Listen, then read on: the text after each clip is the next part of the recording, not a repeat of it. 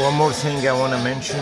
I just stick p0449 here, so you can, if you don't have helper, so you can put your hand inside here and try and install it again. So second thing, after I push the sensor this way, you come from the other way here,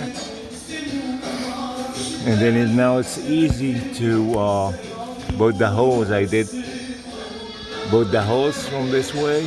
That'd be easy. Just you can put your hand from here and push the hose to the sensor, like you see over there. See my finger? I just pushed the sensor over there, and then you get your plier, and then